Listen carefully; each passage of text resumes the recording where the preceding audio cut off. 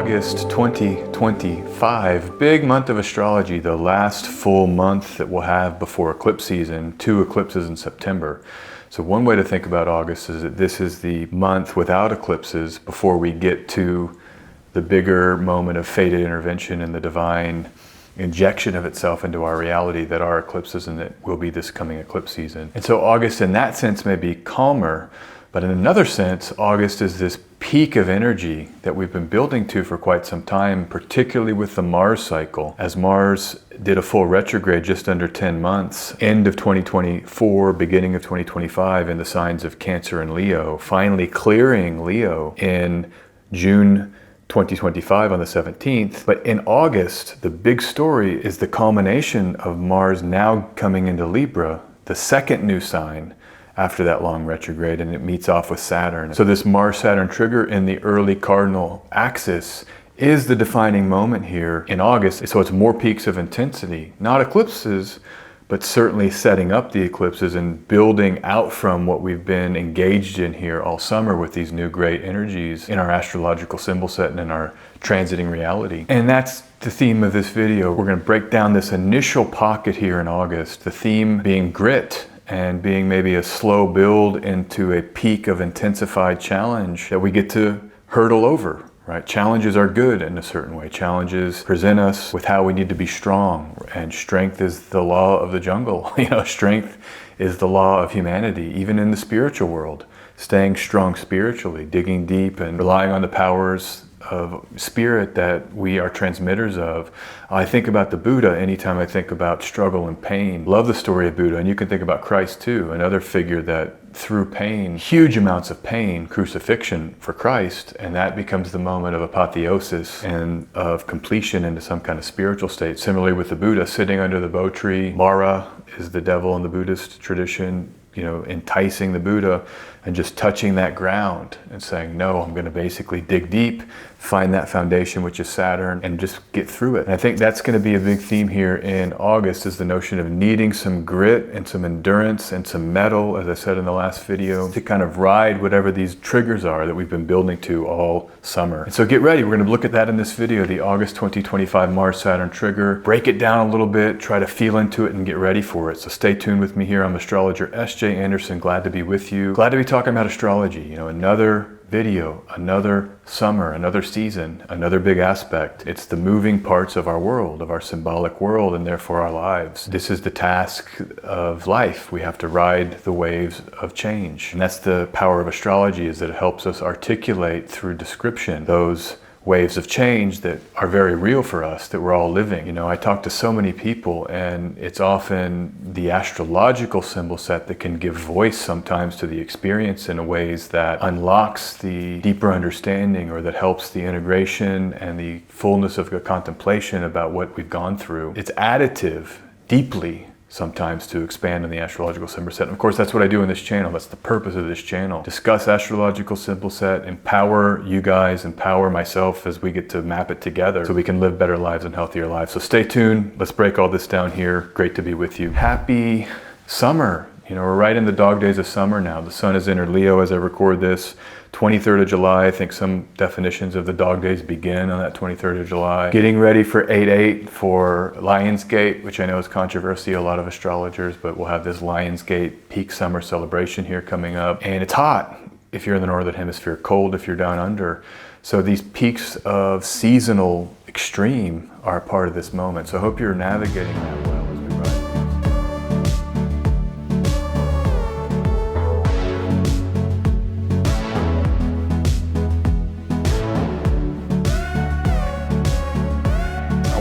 First in this video, lay out some dates and some context in terms of the transits, because it's key to understanding and unlocking, in my view, the energies here of early August. And first is that there's a little bit of a rough first half of August. And so I want you to prepare psychically, like, hey, August might not get started off on the right foot, and it might be more of, again, hurdles, roadblocks that we're going to have to confront here in August. But just know after we get through those, Mercury stations direct on the 11th of August, we're beginning to clear those pauses and delays with Mercury in Leo. The Venus-Jupiter conjunction in Cancer, a sign they both love, that deep nurturance, the power of healing, truth, nurturance, and relational connectivity around those themes, that perfects on the 12th of August. And so that is the backdrop here, is that things do get quite good and there's some wonderful opportunities in August, and I'm going to do other videos on those. But in this video, I don't want to talk about that yet, but to mention it as a backdrop energy. Whatever gets triggered here early month, you may want to just keep a mantra or keep a focus in the background of like, okay, what's the deep truth? What is really true for me? What's the truth of reality? How can that truth of reality assert itself and protect me, even against what may be jarring triggers with Mars opposing Saturn? It's been helping me a lot lately. I've been just contemplating spiritual matters, that there is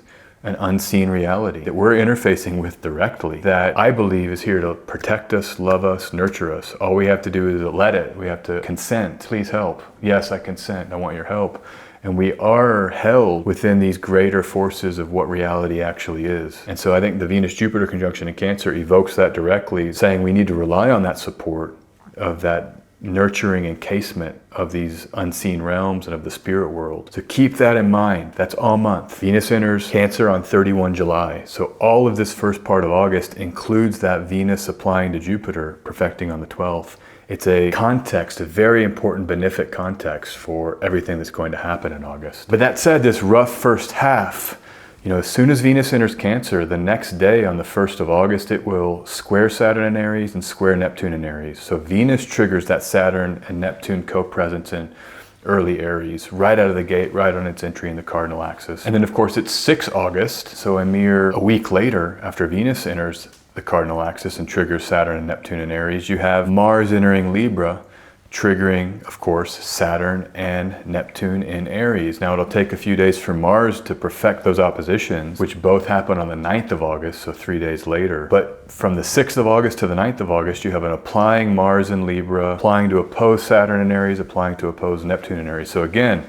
triggering the Saturn-Neptune conjunction, which we're going to talk about here in this video, some of the mundane themes that are so prominent right now with Saturn and Neptune and Aries, but then also triggering just an opposition with Saturn and the Saturn and Aries stories of those new gyrative, challenging foundations we're all laying in the cardinal axis as a result of Saturn coming and saying, this is crazy, I'm trying to do my job and it's just too fast moving, too impassioned and too much fervor to get footing. And that's one of my main ways I've been thinking about Saturn and Aries. It's just, how do you get footing when you've got the breakage of Aries and you've got Saturn trying to lay a foundation? It's like being on a site. If you've been on a home building site, I've been around them a few times in my life, but you're trying to build a foundation and it's like no one can stay still and you can't get the measurements you need because it's just too fast moving, too much breaking free. And that's one metaphor for how the summer may have felt for you, given the symbolic layer of Saturn and Aries. But so Mars triggers that as it enters Libra. And so in some sense, it's like we've been waiting with Saturn and Aries and we get this first major trigger by hard aspect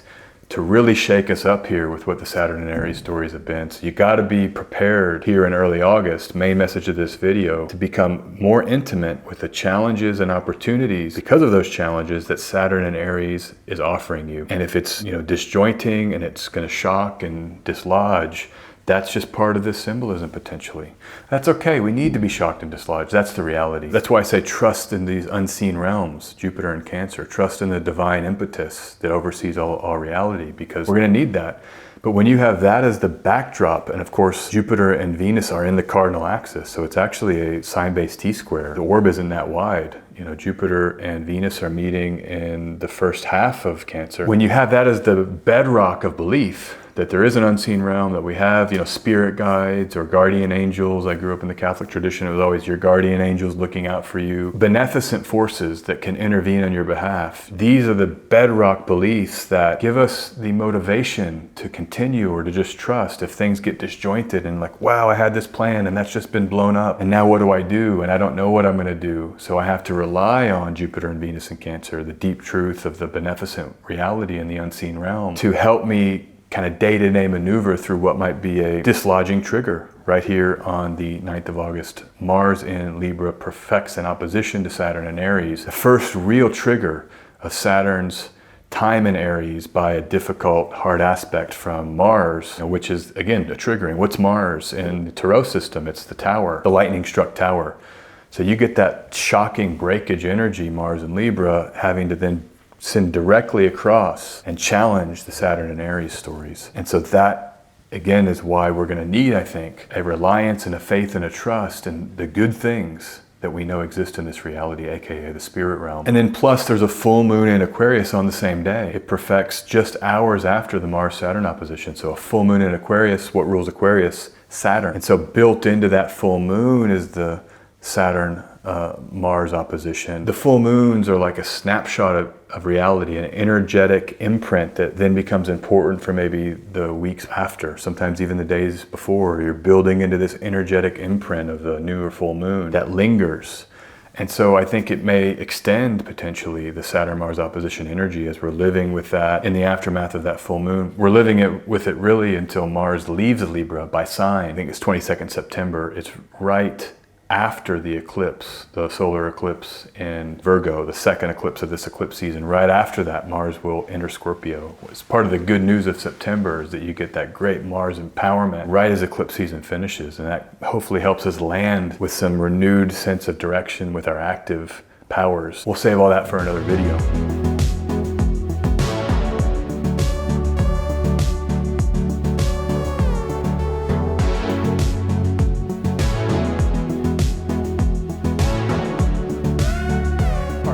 Saturn and Neptune in Aries. Mars triggers it. I want to lay out a few news stories here that I've been following and watching. Very important in my view, these mundane unfoldments. Literal astrology and exact manifestations of the cycle work we've been working with for years actually. So what do we know Saturn and Neptune in Aries is going to be about? Russia. Russia, Russia, Russia, Russia, right? You hear that all over the news. It's Russia, Russia, Russia, Russia. Well, of course it's Russia, Russia, Russia. We have Saturn and Neptune co-present in Aries, and they've been co-present there all summer since 25 May. Next February, end of February 2026, Saturn and Neptune meet.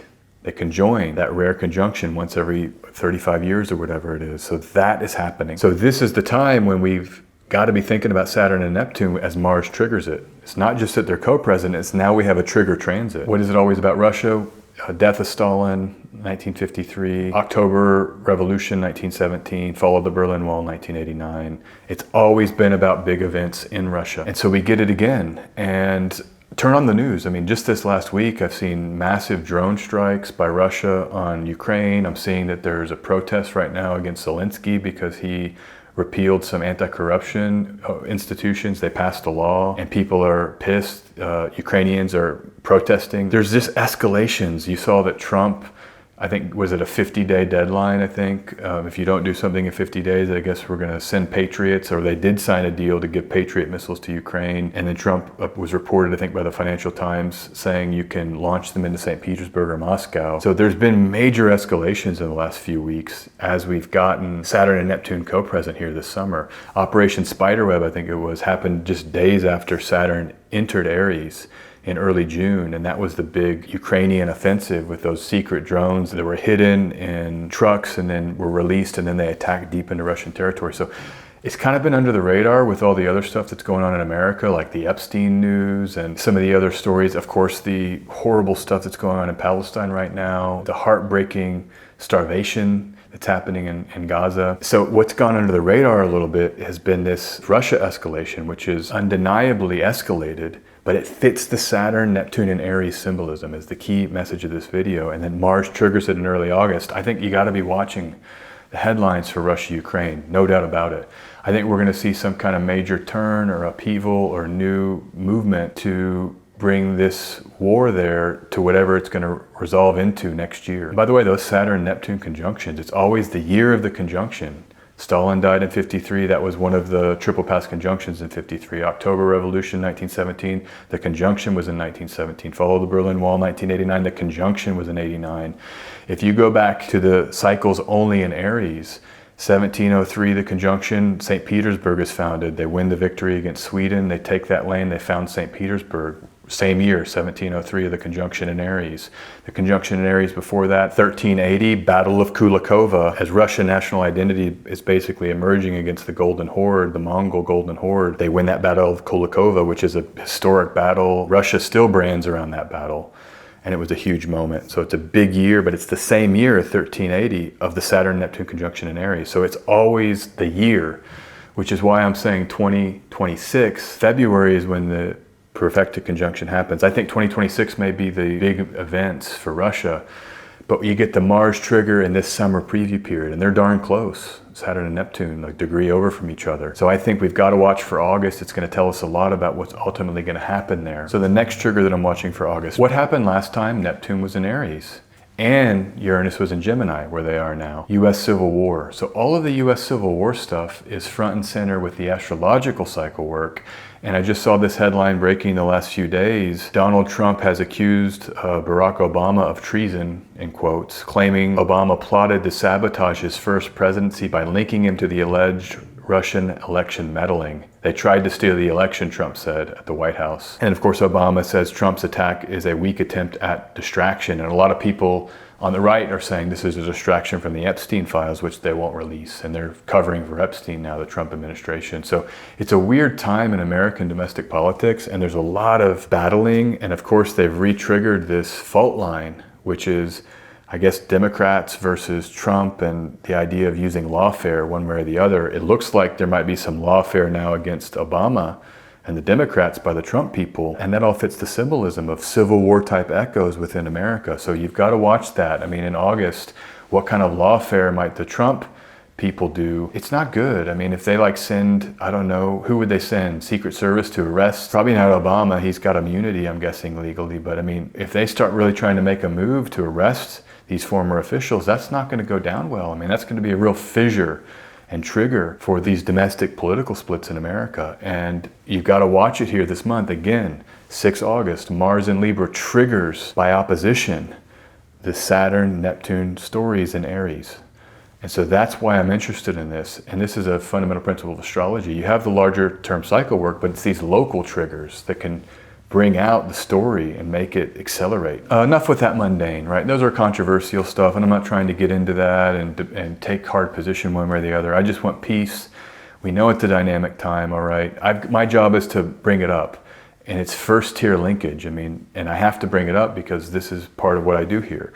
I talk about the mundane astrology and the most important linkages to these transits. I try to do that for the audience. It may help us process, that's the main thing. It helps us digest the headlines if we're going to be watching the news, and helps us know, okay, there's some kind of cosmic mystical thing that's happening with the planetary symbolism matching this stuff. And we can kind of rest easier. I know I do. I rest easier when I feel that, because it's like, all right, hey, there's something else going on, and we just have to ride it out.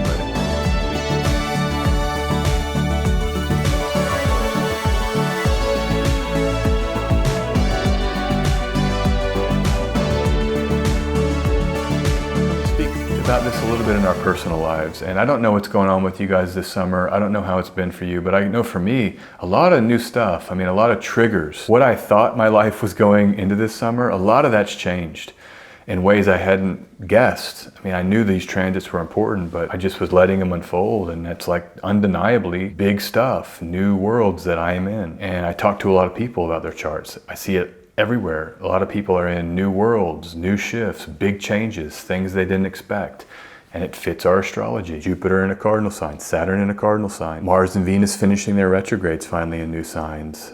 All the outer planets now in their new signs, with Uranus and Gemini in early July, Pluto now in Aquarius, and Neptune in Aries since late March. So all of this new energy is here. I've said this before in a few videos, but I want to say it again. It's not easy. Laying a new foundation with Saturn in a Mars-ruled sign is not easy. Saturn needs deliberation, not breakage. I mean, it's disjointing to have new worlds. It's like, oh man, this is it. Oh, I got to work through this. Dang. Oh, I got to grieve these previous beliefs I had, or my little plans that I was relying on that aren't going to come through. Now I've got to get new plans. That's all tough to have to adapt. It's tough, but it's also life. That's what life is. Life is movement and change. And if there's anything that this summer may have taught a lot of us, is that change is inevitable and that it happens, and that we just have to roll with it. I'm just thinking here that this martial trigger, Mars in Libra, Saturn in Aries, is going to be maybe a peak of some of these new worlds that you've been brought into. And maybe there's some final events here that trigger a full awareness for you of just what you're grappling with Saturn and Aries, just what that new challenge is going to be, or that new opportunity is going to be for you. And in some sense, I like this Mars and Libra trigger because it might be revelatory. Another layer to it, and I want to just break down a little bit of the symbolism. I mean, Mars is blocked in Libra. The action has to defer to the rules and the agreements it's made with other people. Saturn in Aries is not of its nature, But what do? They rule each other. Saturn rules Libra by exaltation, the true ruler of Libra, according to some traditions. It rules by triplicity and exaltation. It has more quotient of rulership over Libra than Venus, Saturn. And of course, Mars rules Aries by domicile. So you've got a mutual reception. Mars and Saturn can use each other and use the tools that each other lacks in their respective signs to sort of fuse and combine here. And so that's a layer of looking for the opportunity of how you are seeing these new challenges of Saturn and Aries, these new worlds where it's uncertain and you're having to kind of set new ground, and using that Mars and Libra energy to combine with it. And what is the Mars and Libra energy? Action through diplomacy, action through networking, finding the rules, learning the rules. So you've got a new world, a new plan that you're going to have to build out. Let's just go with that analogy I said earlier. Saturn and Aries, the plans we brought in get broken open. Saturn is a plan. It's a long-term vision. Broken open because of that fresh maverickism and the breakage of Aries. But now you have Mars coming to Libra saying, all right, I've got to act through the established structures or rules of the society or the agreements that are operational. You see how you can now use these combinations to your benefit because you can learn the rules. Just go to Gemini or ChatGPT, do a deep research and say, I need to develop a new plan. This is what I'm trying to do. Go research it all for me. We can learn the rules is what I'm saying. We can use the martial action to delineate the landscape of the container that we have to operate in. And that will give us the information we need to establish these new plans. Cardinal axis is initiation that we're going to need from here in the next few years. So in that sense, there can be a good part of this trigger. I don't think it'll be wholly comfortable. On the one hand, hard aspect, forces change, out of our control. We're forced into a collision that requires out of necessity action. So it's not going to probably be comfortable for a lot of us, one, and two, but ultimately it can be productive. And you use the quality of the Mars and Libra and the quality of Saturn and Aries to figure out how to use those symbols productively with what they're good at. The unique opportunities, the unorthodox expressions of a planet weak, so-called, or in energies that it's not like itself.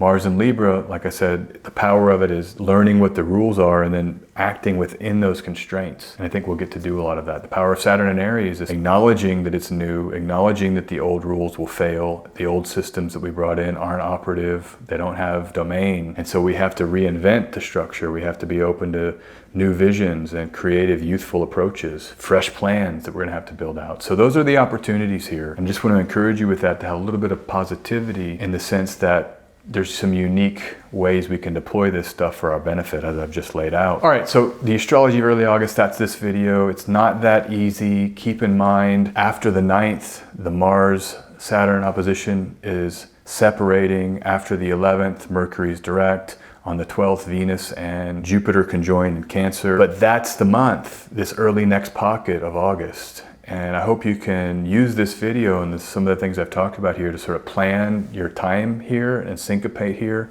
I think that waning phase after the full moon on the 9th, there is some great opportunities in that waning phase. There's a moon in Taurus enclosed by benefics, as that moon in Taurus will sextile Venus and Jupiter that are close in Cancer. There's a moon in Cancer with Venus and Jupiter in Cancer. So there's some really standout waning moons here. And remember I was saying in the last video, this second half of August is a time to maybe maneuver before eclipse season with Mercury direct here in the second half. Keep that in mind. If this first half hits and you're just, oh, it's a lot, oh, it's struggling, oh, it's too much, oh, I know my new challenge and I'm just having to integrate the knowledge of how difficult things may end up being. If there's heavy stuff like that, it does get better here pretty quick. And there's some real great opportunities second half of the month. So, okay, that's it. That's some of the August 2025 delineation here, particularly this first pocket of energy that we're gonna get through here. And I just wish you the best for August. Take care out there. More videos here soon. Follow me on Patreon, link in the description, many more videos there. Like and subscribe if you see fit here. And just take care out there, okay? Great to be with you. Sending you the best. Talk soon. Peace. Bye-bye.